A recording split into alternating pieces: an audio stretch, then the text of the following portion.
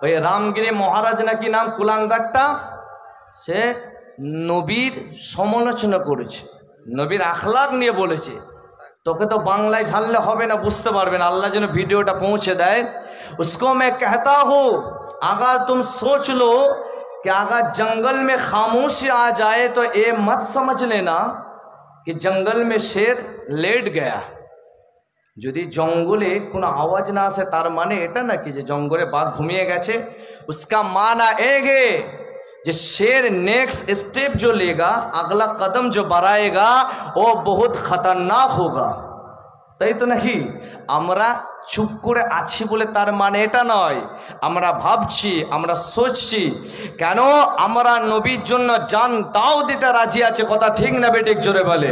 उसके मैं ये कहता हूँ तुम्हारा धर्म में जो अच्छा बातें हैं तुम अपना कौम को अच्छा बातें बताओ, लेकिन दूसरा धर्म में दूसरा धर्म के बारे में तुम कुछ भी मत बोलो। क्योंकि ज़माना में जितना आया मेरा नबी को शान को नीचू करने के लिए बोला आया, वो मिट गया। लेकिन मेरा अल्लाह ने मेरा हबीब के शान को और ऊंचा कर दिया। क्योंकि मेरा अल्लाह ने कुरान में फरमाया और रफ़अना लका ज़िक्रक, हबीब तुम्हारा जिक्र मैं अल्लाह मेरा जिक्र के साथ मैं शामिल करता हूँ। जोरे बोलें ना सुभान। এদের জন্য গর্জে ওঠা দরকার আছে না নাই? কারণ আমরা হুজুরকে ভালোবাসি, আমাদের নবী আমার কাছে সব থেকে আগে, আমার আব্বা মা আগে নয়। ফিদা কা উম্মি ওয়া আবি ইয়া রাসূলুল্লাহ, আমাদের সকলের মুমিন নবীর আশিকদের জান আমার রাসূলুল্লাহর কদমে কুরবান হয়ে যায়। জোরে বলেন সুবহানাল্লাহ। ফাহাদ করে জান্নাতে যে ফল ফ্রুট যত রকমের জান্নাতের নিয়ামত আছে আমরা খাবো। আর তোরা দলিল খুঁজতে খুঁজতে আল্লাহ বলবেন তোরা নবীকে ভালোবাসতে যে দলিলের প্রয়োজন ছিল, যা জাহান্নামে নিক্ষেপ করে দিলাম। কথা ঠিক না ঠিক? জোরে বল। তো প্রথমে নবীর শান মাকামটা বুঝতে হবে। আল্লাহ আমার নবীকে কতটা পেয়ারা ওয়ালা করেছে।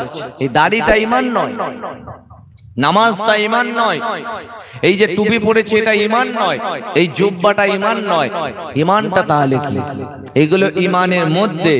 ঈমানটা হলো নবীকে জানের থেকেও মালের থেকেও বেশি মহব্বত করার নাম হলো ঈমান। জোরে বলেন সুবহানাল্লাহ। এবার আপনি নবীর প্রতি ভালোবাসা আছে, নবীকে বিন দেখে বিশ্বাস করেছেন, নামাজ পড়বেন, দাড়ি রাখবেন, মাথায় টুপি দেবেন, কোরআন শরীফ পড়বেন, হজ করবেন, এইগুলো আপনার মাকাম বাড়তে থাকবে, মাকাম বাড়তে থাকবে। আল্লাহ এমন নিয়ামতওয়ালা করে যে আজকে সারা মাহফিলটা নবীরই আলোচনা হবে। যেই নবীর নামটা শুধু একবার আদম নবী সফিউল্লাহ একবার নিয়েছিলেন। ঘটনা জানেন? আল্লাহ বলেছে আমার আদম তোমাকে আমি সৃষ্টি করে জান্নাতে রাখলাম, জান্নাতে সব নাজ নিয়ামত যত রকমের ফ্যাসিলিটি আছে সব তুমি ভক্ষণ করবে, কিন্তু আদম একটা গাছ আছে ফল তো খাওয়া দূরের কথা, ওই গাছটার ধারে কাছেও যাবে না, যেটার ব্যাপারে কোরআন শরীফে আছে ওয়ালা তাকরাবু হাযিহিস শাজারা। আদম নবী সফিউল্লাহ একটা ভুল করেছিলেন, 3300 বছর কেঁদেছিলেন, কান্নার পরে দোয়া কবুল হয়নি। আমাদের নবীর নাম একবার নিয়েছেন, 300 বছরের কান্না আল্লাহ আমাদের নবীর ওসিলায় তেনার দোয়াকে কবুল করে আল্লাহ মাফ করে দিয়েছিলেন। চলে আল্লাহ পাক যখন আদম নবীকে সৃষ্টি করলেন, করার পরে আল্লাহ পাক জানিয়ে দিলেন ইয়া আমার আদম তুমি আমার জান্নাতে থাকবে, জান্নাতে নাজ নিয়ামত খানা তুমি খাবে, কিন্তু আমি আল্লাহ পাক জানিয়ে দিলাম ওই জান্নাতে একটা গাছ আছে ওয়ালা তাকরাবু হাযিহিস শাজারা, ওই গাছটার ফল তো খাওয়া দূরের কথা, ওই গাছটা তুমি ধারে কাছে যাবে না। রাত আসে দিন যায়, দিন আসে রাত যায়, আদম নবী ওই ভুলটাই করে ফেললেন, হুজুর আমার ফলটা খেয়ে ফেললেন। আল্লাহ পাক দুনিয়ার জমিনে পাঠিয়ে দিলেন, অনেকে ওয়াজ করে ফেলে দিলেন, না না না না না আহলে সুন্নাতুল জামাতের আলেমদের ওয়াজ শুনবেন, আমাদের মুখে নবীদের মোহাব্বতের কথা পাবেন। অনেক আলেম আছে বলে ফেলে দিয়েছিল, আল্লাহ পাক কখনো নবী দিকে ফেলে দিতে পারেন না, নবীকে আল্লাহ 12 করে দেননি, পাঠিয়ে দিয়েছিলেন। আর আল্লাহ পাকের দরবারে আদম নবী সফিউল্লাহ দোয়া চায়। 1 বছর 2 এমন করে কেটে যায়, 100 200 বছর, 300 বছর পরে আল্লাহ পাক হুকুম করে দিলেন, এ আমার আদম পাহাড়ের উপরে উঠে যাও। ফজরের কিছুক্ষণ আগে আদম নবী সফিউল্লাহ পাহাড়ের উপরে উঠে গেলেন। এই যুবকের আব্বারা তরুণীরা হুজুর আমার প্রথমে দোয়া করলেন, রব্বানা যালামনা আনফুসানা। এটা যারা নামাজ পড়ে সচরাচর তাদের এই মানাজতটা মুখস্থ থাকে। প্রথমে যিনি পড়েছিলেন, যার নাম হলো আদম নবী সফিউল্লাহ, উনি পড়েছিলেন রব্বানা যালামনা আনফুসানা ওয়া ইল্লাম তাগফির লানা ওয়া তারহামনা লানাকুনান্না মিনাল খাসিরিন। এই দোয়াটা পড়ার পরে আসমানের দিকে তাকিয়ে দেখেন একটা কালেমা শরীফ লেখা আছে, লা ইলাহা ইল্লাল্লাহ। সবাই পড়েন লা ইলাহা ইল্লাল্লাহ মুহাম্মাদুর রাসূলুল্লাহ। যখনই মুহাম্মদ নামটা নিলেন, আল্লাহ পাক আমাদের নবীর নাম নিয়ে রসিলায় 300 বছরের কান্নাকে কবুল করেছিলেন। আল্লাহ বলছেন, আদম তুমি এই নামটা কোথায় দেখেছো? अल्लाह जब मैंने जन्नत में था तो जन्नत के हर पत्ते में मैंने इस नाम को देखा। जन्नते যত গাছ আছে প্রতিটা গাছের পাতায় পাতায় মুহাম্মদ সাল্লাল্লাহু আলাইহি মুহাম্মদ সাল্লাল্লাহু মুহাম্মদ সাল্লাল্লাহু। তো আমি আদম দুনিয়াতে এসেও যখন দোয়া কবুল হয় না, আসমানের দিকে তাকিয়ে দিলাম সেই নামটা লা ইলাহা ইল্লাল্লাহ মুহাম্মাদুর রাসূলুল্লাহ। তো আমি এই নামের ওসিলা দিলাম, আর আপনি এই নামের ওসিলা আল্লাহ আপনি আমার দোয়াকে কবুল করলেন। জোরে বলেন সুবহানাল্লাহ। এবার এখান থেকে আমাদের কি শিক্ষা আছে?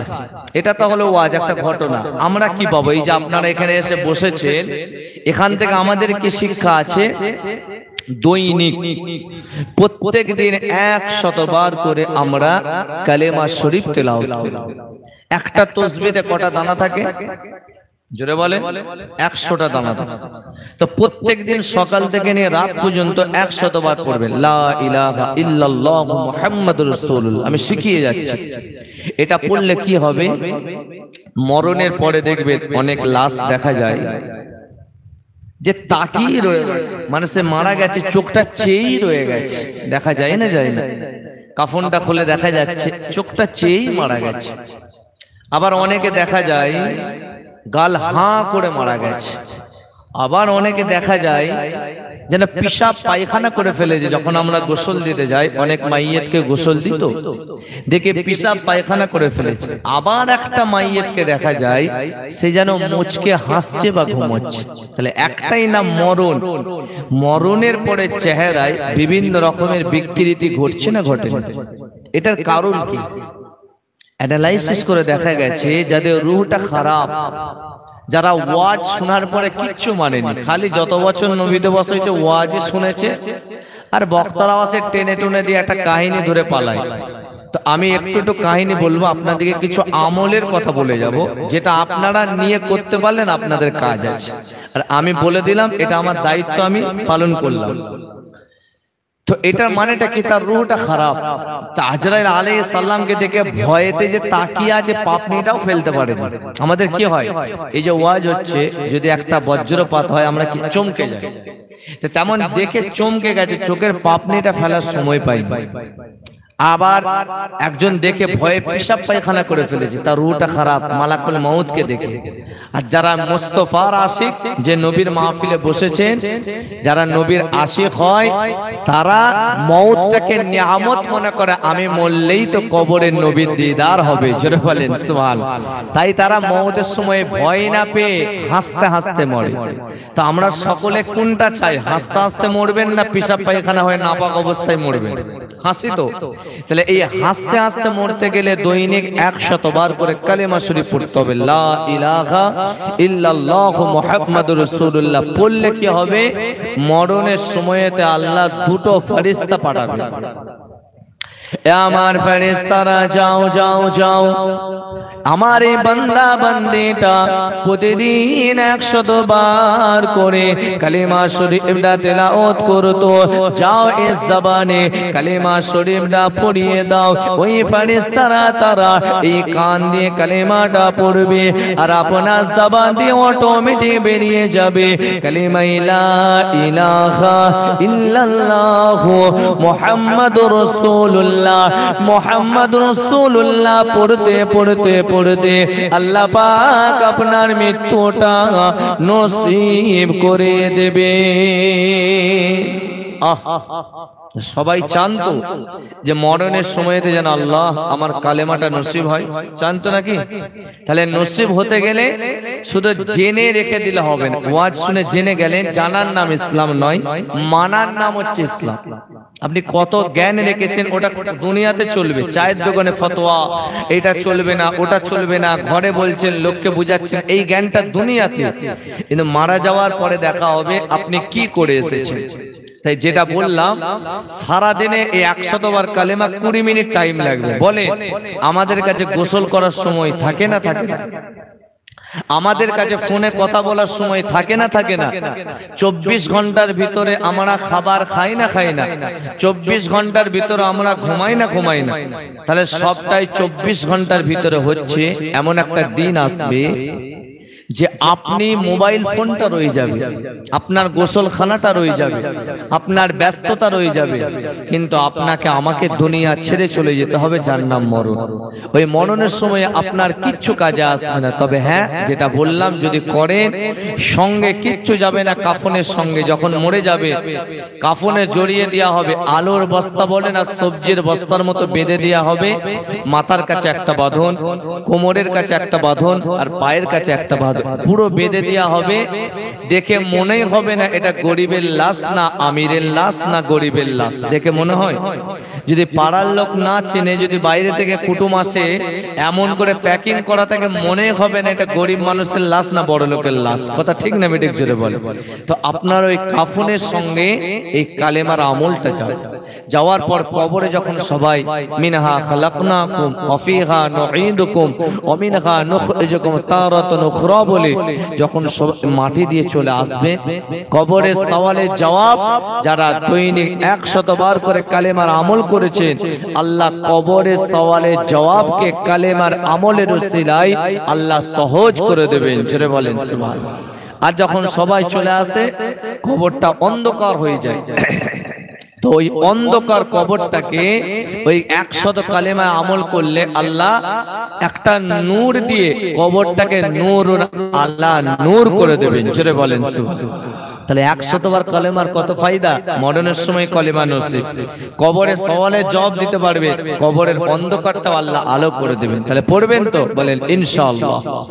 তো আমি আয়াত পড়েছিলাম, কুল ইন কুনতুম তুহিব্বুনাল্লাহ। আমার আল্লাহ বলছে, আমার নবী, আমি আল্লাহ, কেউ যদি আমাকে ভালোবাসতে চাই তো ফাত্তাবিউনি, সে তুমি নবী তোমার জন্য ইত্তেবা অনুসরণ করে, যে আমার নবীকে ফলো করবে। আল্লাহ বলছেন ইউহিব্বুকুমুল্লাহ, নবীকে ভালোবাসাটাই হলো আমি আল্লাহ আমাকেই ভালোবাসা। জোরে বলেন সুবহানাল্লাহ।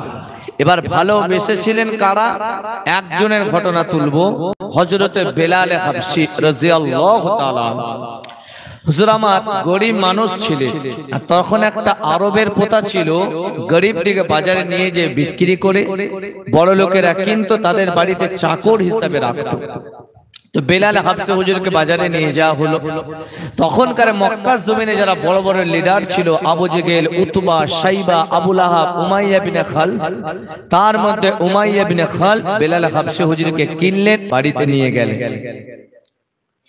বাড়িতে নিয়ে যাওয়ার পরে রাত আসে, দিন আসে, রাত যায়। বেলাল হাবশী হুজুর উমাইয়া ইবনে খালফের বাড়িতে থাকে। বাড়িতে থাকতে থাকতে উমাইয়া ইবনে খালফ জানতে পেরে গেল বেলাল আমার কাছে থাকে, আমার থেকে মাইনে নাই, কিন্তু গোপনে গোপনে গোপনে গোপনে ইমানে নূরের কালেমা পড়ে মুসলমান হয়ে গেছে। এই কথাটা জানার পরে বেত আনা হয়েছিল। বেত হলো এমন একটা ছড়ি, এই যে আপনাদেরকে ওয়াজ শোনাচ্ছি, আমরা এই ওয়াজটা করার জন্য মাদ্রাসায় পড়তে পড়তে ছড়ির বাড়ি খেয়ে এই পিঠগুলো প্যাকাল মাছ হয়ে যেত। আর বেত হলো এমন একটা ছড়ি, যদি আপনাকে 10 থেকে 12টা গা মারা হয়, জ্বর চলে আসতে পারে। ওই বেতের উমাইয়া ইবনে খাল বেলাল হাবশি হুজুরকে এত মার মেরেছিল, এত মার মেরেছিল, বেলাল হাবশি হুজুরের পিঠখানা ফেটে যে রক্ত বার হয়ে গিয়েছিল। বেলাল হাবশি হুজুর ওই সময়তে বলেছিলেন, উমাইয়া ইবনে খাল বলেছিল, বেলাল তোকে আমি এত মার মারছি, তুই নবী মুহাম্মাদের কালেমা খানা ছেড়ে দে। বেলাল হাবশি হুজুর বলেছিলেন, জান চলে যায় চলে যাবে, নবী মুহাম্মাদের কালেমা আমি ছাড়বো না। অত মার খাওয়ার পরেও তিনি তিনার জবানে পড়েছিলেন, লা ইলাহা ইল্লাল্লাহু মুহাম্মাদুর রাসূলুল্লাহ। আরো জোরে বলেন। এত মার খেয়েও নবীর কলেমা ছাড়লো না। এবার বলেন, নবীকে মানতে যে আমি তো খাইনি, আপনি এত মার খেয়েছেন? কেউ খেয়েছেন নাকি পিঠের চামড়া ফাটিয়ে দিয়েছে? আর আমরা নবীকে ভালোবাসি, এটা আমরা মুখেতে বলি। নবীকে যে ভালোবাসি এটা আমরা মুখেতে বলি, কিন্তু আমাদের চাল চলন, আমাদের ঘর বাড়ি, কৃষ্টি কালচার, বেদিন কাফের ঘরগুলো সব নবীর সুন্নত নয়, জাহান্নামের গাড্ডা হয়ে গেছে। 100-র মধ্যে 90% ঘরে সন্ধ্যার পর টিভি চলে, আছে না নাই? জোরে বলে। সন্ধ্যার পর সিরিয়ালে ব্যস্ত। নবীকে ভালোবাসে, লোন হারাম বলা হয়। নবী আমার 1500 বছর আগে বলেছিলেন, এমন একটা দিন আসবে, এমন একটা সময় আসবে, লোন দেওয়ার জন্য লোন দেনেওয়ালা অপেক্ষা করবে, লোন নেনেওয়ালাও অপেক্ষা করবে। আজকে সেই দিন এসেছে না আসেনি? জোরে বলে। মায়ের পায়ের তলায় জান্নাত বলা হয়েছে। মায়ের পায়ের তলায় জান্নাত বলা হয়েছে, মানে মা দোয়া করলে ছেলের জন্য কবুল হয়। সেই মাকে আজকে 2 পয়সার জন্য বার হয়ে লোনের যে ওই মজলিসে যে বসতে হয়, গোষ্ঠীর লোন বলেন আর বন্ধনের লোন বলেন, আছে না নাই? জোরে বলে। ওয়াজটা ঘুরিয়ে দিলাম বলে অসুবিধা হচ্ছে না তো? না একটু একটু এবার রাগ হচ্ছে? কি হলো? মৌলানা সাহেব তো বেশ টানটুন দিয়ে ধরেছিল, আবার অ্যাঙ্গেল কেন ঘোরালো? দেখুন, হক কথা বলতে শিখতে হবে। আপনি দাউদ করেন আর না দাউদ করে, শুধু ঘটনা কিসসা কাহিনী আর গজল পড়ে চলে যাবে এই জন্য আনে? এটা জলসার মাহফিল করতে গেলে মানুষ বড় মেহনত করে চাঁদা দেয়। কেউ রুটির লাইন করে, আমি দেখেছি নিজে, বেচারা রুটির লাইন করে সারাদিন কষ্ট করে মাথার গাম পায়ে ফেলে মাহফিলে 100 টাকা 200 টাকা 500 টাকা দিল। আর আমাদের মতো বক্তারা এসে সেটাকে ইউজ করে যে পয়সা দিয়ে পকেটে পুরে নিচে তেল মাখিয়ে ওয়াজ করে, যেন পরের বছর দাউদটার নাম মিস হয়। এখন আমি যে হক কথাটা ধরেছি, এটা বললে অনেকে রাগ হবে, ভাই বাদ দে তো, ওকে কেন? আমি তো লোন ফোন এসব টিভি ফিভি নিয়ে বলে, বাদ দে। এই যে আপনি বাদ আমাকে দিতে পারে, কিন্তু আল্লাহ আমাকে বাদ দেবে? আপনার সঙ্গে আমার দোস্তি কিসের জন্য? অল বুগজুলিল্লাহ ওয়াল হুব্বুলিল্লাহ।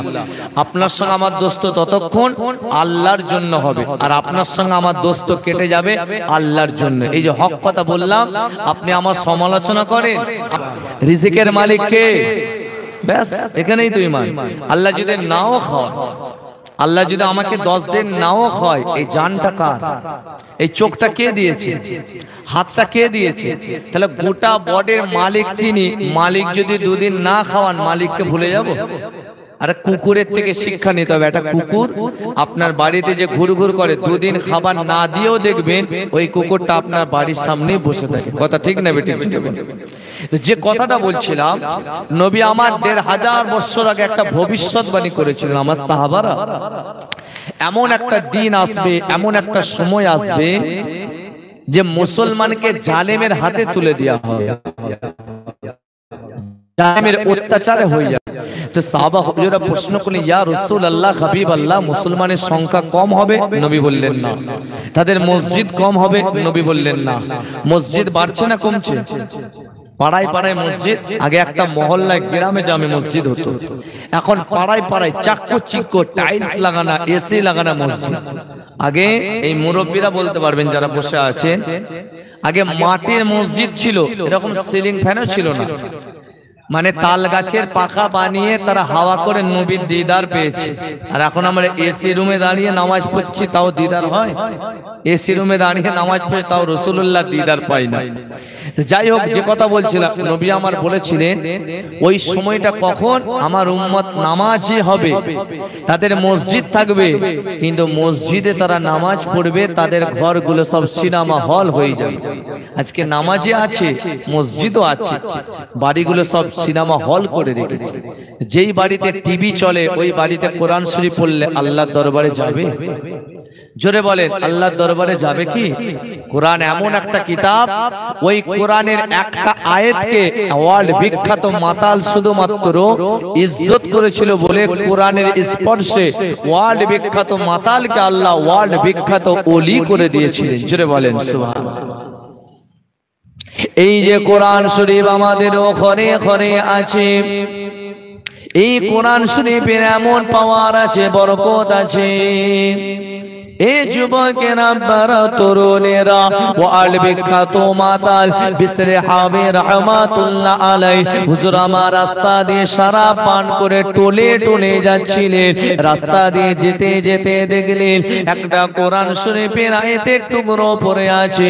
হুজুর আমার আয়াতের টুকরোটাকে তুললেন, মুখেতে চুমা দিলেন, কপালে বোলালেন, ভালো করে বুকের মধ্যে জড়িয়ে ধরে বললেন, আল্লাহ পাক, আমি হাবি জানি এটা আমার আয়াতে হাত দিয়েটা উচিত হয়নি, কেননা আমি মদ খেয়ে আছি, কিন্তু আল্লাহ পাক এটা আমি ভাবলাম যদি আমি এটাকে না তুলি তাহলে অন্যজন আসলে তার পা লেগে যেতে পারে।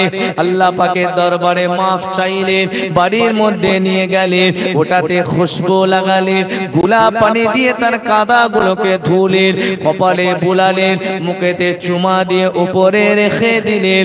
ওই রাতের বেলাতে বিসরে হাবি যখন নিশাটা কেটে গেছে, আল্লাহ পাক স্বপ্ন দেখাচ্ছেন, এ বিসরে হাবি, তুমি যে আজকে যে কাজটা করেছো, জানি তুমি সারাটা জীবন শরাব পান করেছো, আমার নাফরমানি করেছো, তুমি সারাটা জীবন নামাজ পড়োনি, আমার নাফরমানি করেছো, কিন্তু আজকে তুমি এমন একটা জিনিস করেছো, এই যে আমার কোরআনটাকে সম্মান করেছো, খুশবু লাগিয়েছো, সেন্ট ছড়িয়েছো, আমি আল্লাহ পাক জানিয়ে দিলাম তোমারও নামটা তাম পৃথিবীতে সুগন্ধি ছড়িয়ে দেব।